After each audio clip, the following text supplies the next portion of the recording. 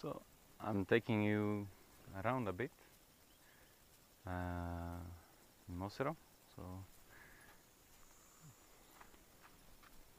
one of my friends of the Moran, they stay next. I wanted to show you the area a bit and tell you some things that I've observed. And we can start with the neighboring Boma. So this is an area, generally in Mosiro, the land is very big, and they still have enough space. And when it rains now, it becomes green. There's a lot of food for the animals, and there's a lot of milk. So generally the land is big, and you're not allowed to settle anywhere. There are some specific like villages. So this is a village with, around this mountain, there is maybe 10 to 15 families. See, it rains kidogo. Yeah, so we'll see if we'll be able to manage. So they stay in a boma, and then in another boma, and then another boma, like that. And as you can see, around where they stay, normally you find it becomes more open. You will see the trees, they are cut, and there's more space. And this happens that the trees have been cut for fence, like this one. So they do cut for fence. This one is not a place to stay. This is a place to save grass for the young cow and young sheep and goats. In the moment there is a severe drought. But inside here is now the land is more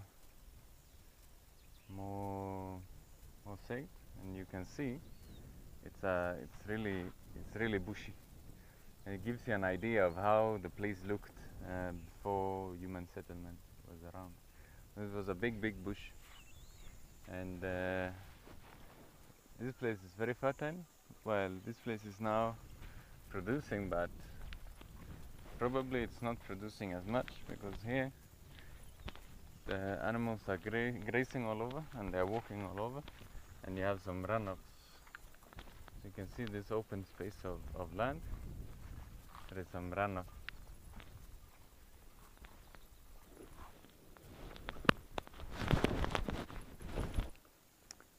Yeah, and then there are some places that are saved. Another place is saved. That's the place now for slaughtering animals. So there are some conservancy of the land still going on. So generally they have the animals here, and they can go far to graze. And the land becomes very green now, but when you come here in the drought, life is difficult, especially for Moran, who depend on milk and meat, because those are the things that is not available when there is a drought. The others are a bit okay, because they still can able to buy unga for ugali and other things. So you can see again here, the environment is still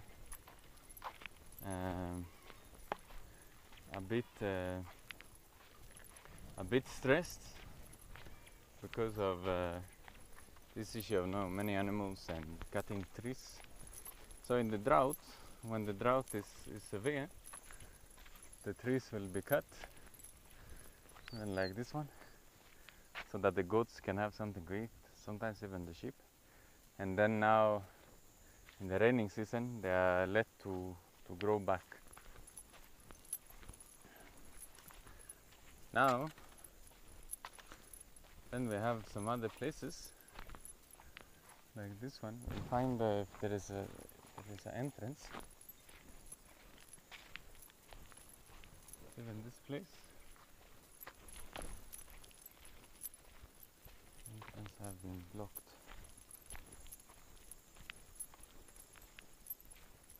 So this was the entrance yesterday. So this place is now a protected place where the trees are not cut as much, and the animals are not let inside. So the one who is grazing inside here is mostly the wild animals. And I will show you the reason for it to be protected.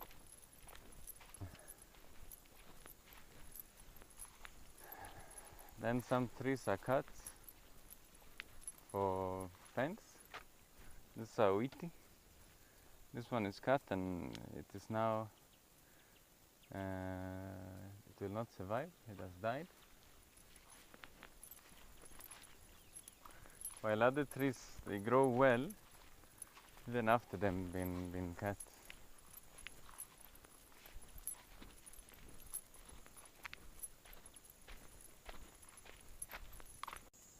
So even this gate has been fenced, so I'll not disturb myself and remove it.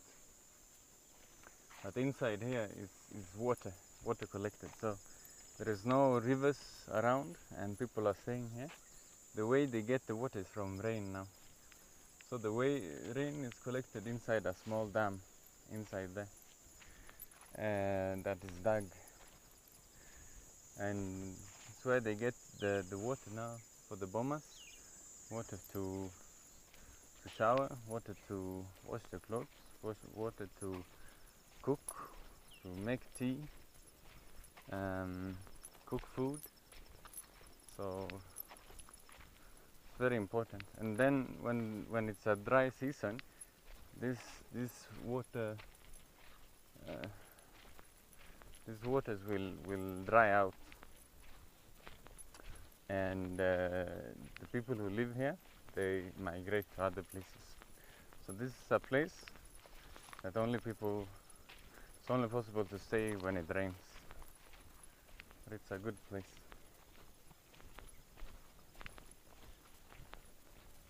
Also inside, under that big tree is also a sacred place, and where we had a meat camp or pool for the Moran.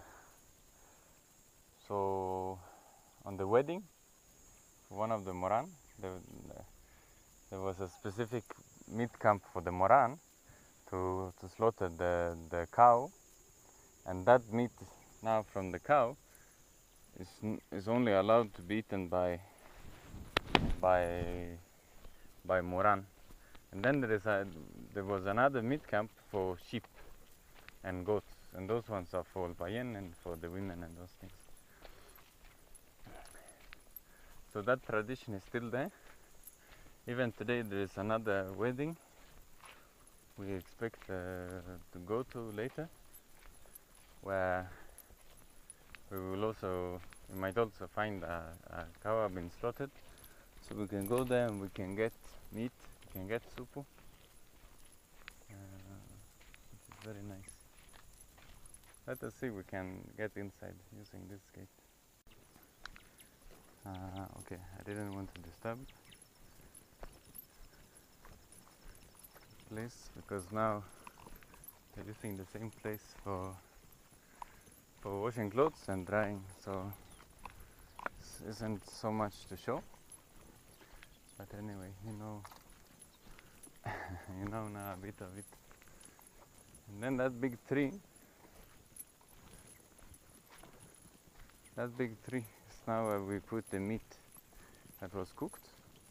So from morning the animal was slaughtered and then boiled and fried in different ways, and all that meat was collected and it was hung up in the tree. Then all of us, we went to the ceremony to sing and dance in the evening. From 4, 5, 6 and 7 we finish. When it becomes dark, we finish. We went back, and it's the time we took that soup, it's the time we took that meat. So no one was allowed to eat any meat as we were